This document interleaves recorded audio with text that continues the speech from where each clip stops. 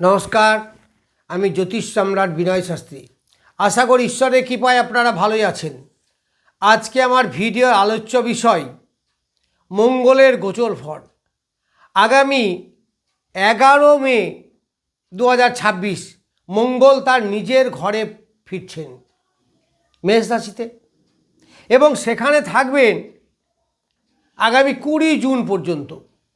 তাহলে এই যে দীর্ঘ সময়, নিয়ার অ্যাবাউট 1.5 মাস, মঙ্গল কেমন ফল দেবে, কোন রাশির ফেভারেবল হবে, আবার কোন রাশির ইনফেভারেবল অর্থাৎ প্রতিকূল হবে। মঙ্গল আমরা জানি শৌর্য, বীর্য, সাহস, যুদ্ধ, বিগ্রহ, কম্পিটিশন, এইগুলোর কারক গ্রহ। এই মঙ্গল জমি জায়গা, ভূ সম্পত্তি ইত্যাদিরও কারক গ্রহ, ঘর বাড়ি গৃহ সংসার। তাহলে সেই মঙ্গল যদি নিজের ঘরে প্রবেশ করে তাহলে এইগুলো সবই পজিটিভ হবে। তারপরে বলা যেতে পারে যে আপনাদের বিজয় রথ উঠতে শুরু করবে। এই মঙ্গল মেষ রাশির কেমন ফল দেবে আমি আজকে বলবো মূলত 6 রাশির ফলাফল সম্বন্ধে। কারণ এই 6 রাশির মঙ্গল হচ্ছে শুভ গ্রহ। প্রথমে বলি মেষ রাশি। দেখুন, মেষ রাশির লগ্নপতি এবং অষ্টমপতি। এই মেষ রাশির লগ্নপতি যদি লগ্নে থাকে তাহলে ছকের বলবত্তা অনেক অনেক অংশে বেড়ে যায়, দারুণভাবে বেড়ে যায়। তাহলে যদি বলবত্তা বেড়ে যায়, আবার মঙ্গল হচ্ছে অগ্নি রাশি, মঙ্গল হচ্ছে ক্ষত্রিয়, যার যুদ্ধ বিগ্রহ শৌর্য বীর্যই যার কারক। তাহলে সেই মঙ্গল কী করবে, লগ্নে থেকে আপনার মন মানসিকতা, শরীরের বডি স্ট্রেংথ, কাজের এনার্জি বৃদ্ধি, এইগুলো সব হবে।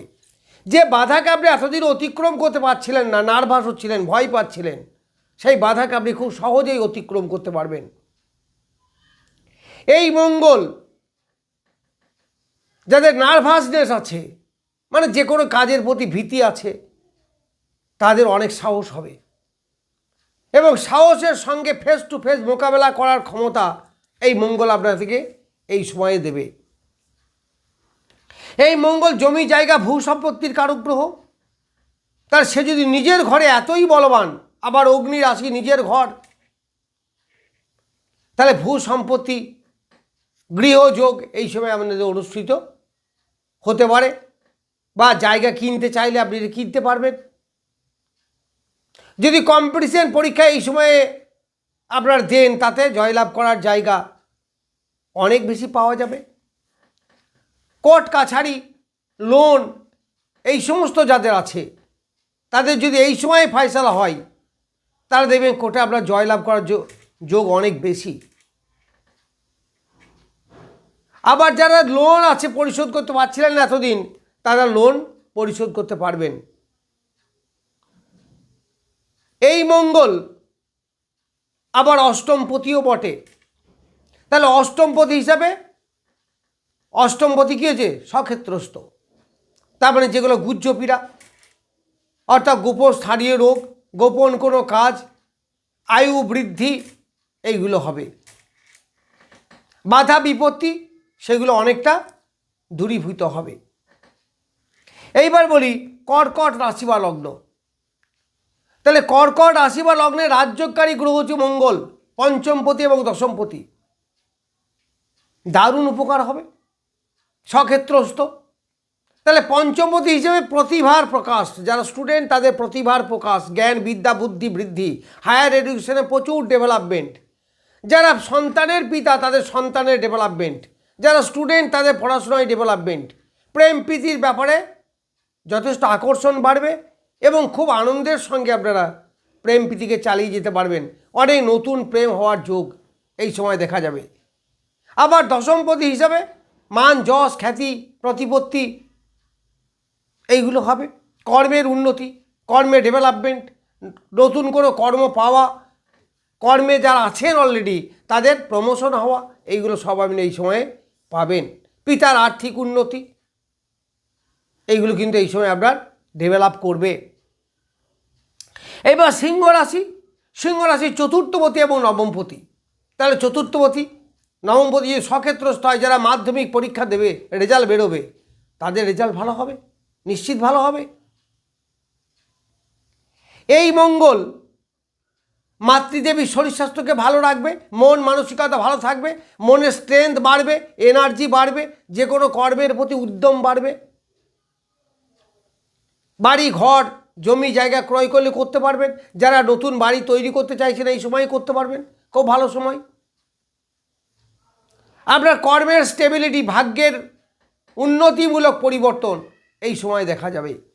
পিতার শরীর স্বাস্থ্য অবশ্যই ভালো থাকবে, গুরুজনদের শরীর স্বাস্থ্য ভালো থাকবে। যারা চাকরি করেন ঊর্ধ্বতন কর্তৃপক্ষের সঙ্গে সুন্দর একটা অ্যাডজাস্টমেন্ট থাকবে। যারা অ্যাডমিনিস্ট্রেটিভ ডিপার্টমেন্টে আছেন তাদের দারুণ ডেভেলপমেন্ট হবে এবং এই সময় মান যশ খ্যাতি এইগুলো পাবেন। যারা রাজনীতি জগতে আছেন তাদেরও ডেভেলপমেন্ট এই মঙ্গল দেবে। যারা সেনাবাহিনীতে চাকরি করেন বা সেনাবাহিনীতে চাকরি পেতে চাইছেন তাদের কিন্তু খুব ভালো সময়, এই সময় চাকরি পাওয়ার দারুণ যোগ। এইবার বৃশ্চিক রাশি বা লগ্ন, এই মঙ্গল লগ্নপতি এবং ষষ্ঠপতি, ষষ্ঠেই বসে আছে। তাহলে কী হবে? সে বলিয়ান অবস্থায় আছে, তার মানে শত্রু মোকাবেলা করতে আপনি সক্ষম হবেন। এই মঙ্গল লগ্নপতি ষষ্ঠে, যদিও সে স্বক্ষেত্রস্থ, ফলে এখানে কিন্তু একটু বাধা বিপত্তি, একটু রোগের সংক্রামক এইগুলো হবে। লগ্নপতি হিসাবে অবশ্যই বলবান, আবার ষষ্ঠপতি হিসাবেও তো বলবান, তাহলে শত্রু বৃদ্ধি সেটাও হবে, কিছু কিছু জায়গায় রোগ বৃদ্ধি সেটাও হবে। কিন্তু সে তো লগ্নপতিও বটে, আবার লগ্নপতি হিসাবে লগ্নেই তার দৃষ্টি পড়ছে। অষ্টম দৃষ্টি যদিও মঙ্গলের ভালো নয়, কিন্তু তবুও এখানে ভালো, কারণ তার স্বক্ষেত্রস্থ দৃষ্টি, তাহলে লগ্নেরও ভালো হবে। ফলে কী হবে? উইল ফোর্স আপনার মধ্যে আসবে, কর্মের একটা উদ্যম আপনার মধ্যে আসবে, এগিয়ে যাওয়ার মানসিকতা এইগুলো আসবে। আমি আরও বিস্তারিত বলবো যখন আমি পার্টিকুলার একটা একটা করে রাশি বলবো। এইবার ধনু রাশি বা লগ্নের এই মঙ্গল পঞ্চমপতি এবং দ্বাদশপতি। তাহলে পঞ্চমপতি পঞ্চমে আছে, অবশ্যই ভালো। পঞ্চম থেকে কী হয়? হায়ার এডুকেশনে বিচার করা হয়। তাহলে যারা স্টুডেন্ট তাদের হায়ার এডুকেশন ভালো হবে, স্মৃতিশক্তি বৃদ্ধি পাবে, ব্রেন আরও মোর অ্যাক্টিভ হবে, হায়ার এডুকেশনের পথ আরও সুগম হবে, প্রেম প্রীতির ব্যাপারে যথেষ্ট সাফল্য দেখা যাবে এই মঙ্গলের দ্বারা। আবার পঞ্চম হচ্ছে আপনার রোগ প্রতিরোধের জায়গা, ওই জন্য পঞ্চম স্থানকে আমরা ডাক্তার বলি।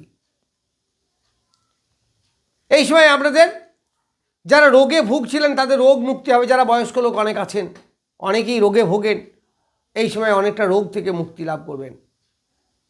এই সময় অনেকে চাকরি পাবেন, বেকারত্ব দূর হবে, অনেকে কর্ম, যে কোনো কর্মই হোক পাবেন, আয় উপার্জন ইত্যাদি বৃদ্ধি পাবে।